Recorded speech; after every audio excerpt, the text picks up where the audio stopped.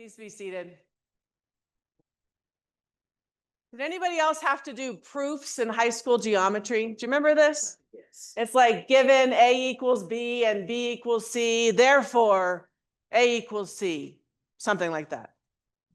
I remember even at the time thinking, why do we do this in math class? You know, like why not English or speech and debate or something, I don't know, more logical? I'm sure we can all agree, though, that Jesus did not go to high school geometry, or at least not the same one I did.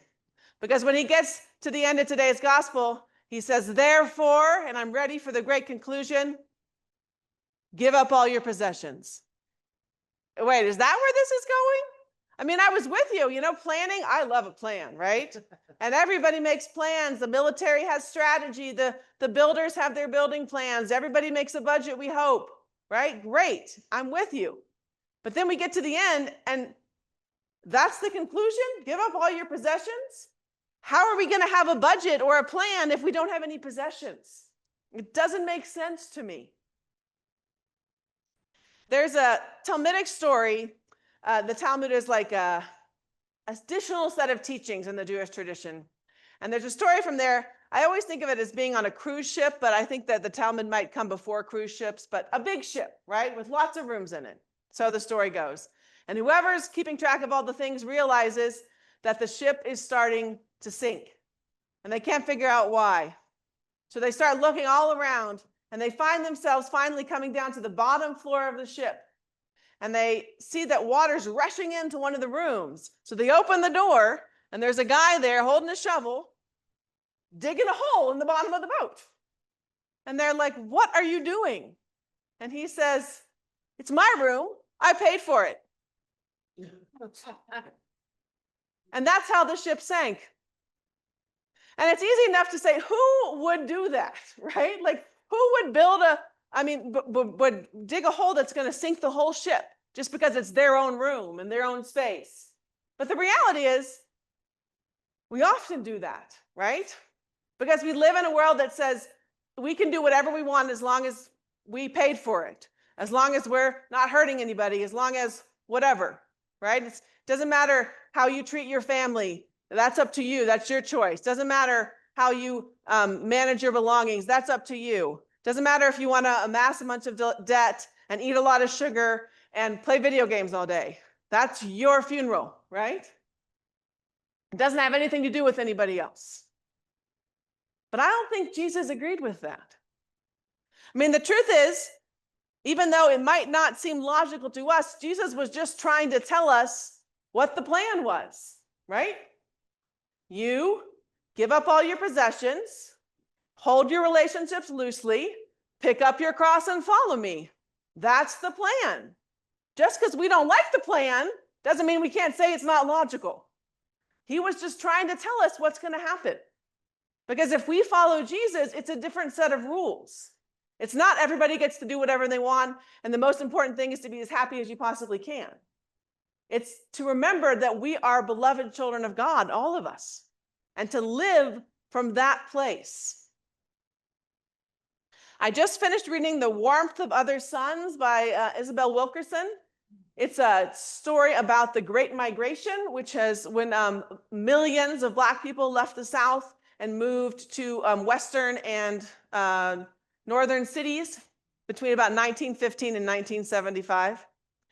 There's much to be said about the book, and it was fascinating, but one of the interesting things about it is that she tells the story of this great movement in history by telling the story of three people's lives, right? Three very different people, different genders, different backgrounds, different jobs, but all of them shared similar experiences that made them want to leave the South, and all of them went through this journey because they're all in different rooms, but they're on the same ship. And one of the things that struck me the most was how experiences of oppression bring communities together or connect us to communities, sometimes in bad ways, right? Because so many of the stereotypes that create all the isms of the world come because people think, oh, this is how all these people are, right? Or I've met someone like this, so I'm going to assume that the person who looks like them or talks like them or whatever is exactly the same. And that's obviously harmful. But all the people in this story, even though their lives were completely different, they also did what they did for the wider community. Wilkerson wrote the book because her parents made that journey so that she could have a better life, so that her children could have a better life. And every single person that she covered had a similar motivation. It wasn't just so that they could get out of a situation they didn't want to be in. It was also so that their children and the people who came after them would have something better. And every single one of them relied on somebody else when they showed up in a new community. They lived with somebody for a amount of time, or somebody helped them find a job.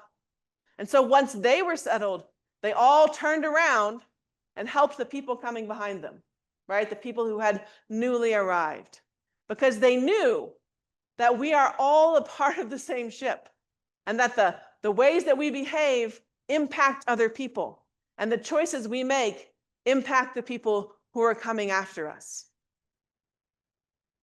Today, we read basically the entire letter of Philemon. There's like one line that doesn't get printed. I don't know why. It's a very short book.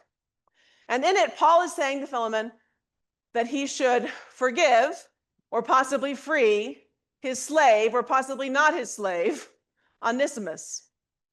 This letter is as controversial as our own history with slavery often is. There are people who have used this letter to say, well, he's not asking him not to free him, so that must mean that Paul was okay with slavery. Boo. There are people who say it doesn't say he's a slave. It says he's like a slave, right? So maybe he wasn't even a slave, and he was just asking him to transform his relationship. And I understand why people spend time arguing about these words, because figuring out was it a slave or not a slave, or what does it mean, is a lot easier than actually forgiving people, right? Than actually listening to the lesson that Paul was trying to teach us. He's saying, if you think of people as being your own property, right? Whether they actually belong to you or not, and they don't. If you think of people as characters in your own story, then you're doing something wrong. Because everyone, the people you like, the people you don't like, the people you don't really know, is a beloved child of God. And you have to treat them like that. Like Paul says, like my very heart. Like they are the heart of God. And see them in that way. The prophet Jeremiah reminds us that we are clay in God's hands. I think that's beautiful, right? To imagine, can you imagine it? God holding you and your life and everything in God's hands. But then he says, so if you're not acting right, I might smash you and start again. This is why I never liked the story of Noah, you know? But I like to think that God is saying that because God knows we can be something beautiful and wonderful, right? That's what I was talking about with the mosaic. Even the broken parts of us, even the things that don't make sense, even the things we can't quite know what to do with, even when we get off track, God holds us in God's hands, and God finds a way to make us into something beautiful. And I think that is what Jesus was trying to remind us.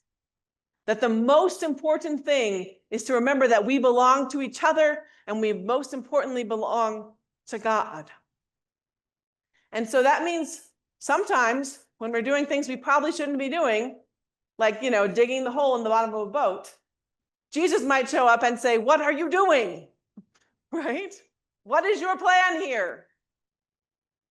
So, what is your plan here? Can you trust that God is going to provide for you? That you don't have to hold so tightly to everything that you have ever had or everyone that you have ever known, but trust that what God is doing in this world, you may not fully understand, but it is the best thing for each and all of us? Can you treat the people around you like they are, in fact, beloved children of God? That they are precious in God's sight? Can you treat yourself like you're a beloved child of God? That plan may not be logical, but that is God's plan. God has a dream for each and all of us. And God calls us to live into that in whatever way we can.